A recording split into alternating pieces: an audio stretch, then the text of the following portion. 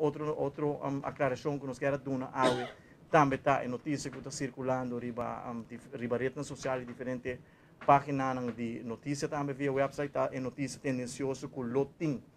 barco cruzeiro chama Aida que lota na caminho para Aruba e lotin pessoas não contagiar com o coronavírus. Essa aqui nota é caso é barco cruzeiro aqui está na Aruba acaba dia 25 de janeiro com 3.000 passageiros a bordo.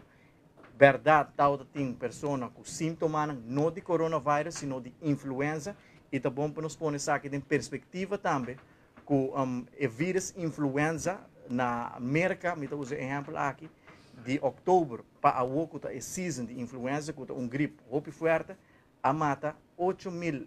mais de 10.000 pessoas acaba na América, sendo a fatality rate de coronavírus está roupa boa, somente 2%, com a mensagem que nós quer transmitir na comunidade, que não tem necessidade para criar pânico. Obviamente, nós estamos percurar, para nós estar melhor preparar possível para a maleza aqui, o prevenir para chegar a Aruba, e pensei em ter o time aqui está bem junto diariamente, nós temos profissional, nós temos expertos, todo o time aqui está tendo experiência, que está aconselhando o governo, e passo necessário que nós temos toma, junto seguindo a regra internacional de International Health Regulation, PAHO, WHO, que nós quer mandar mensagem de tranquilidade para a comunidade de Aruba, que não tem motivo para pânico e que o país Aruba devidamente está bom preparar para se em caso, tem o primeiro caso que o Word confirmar na Aruba, qual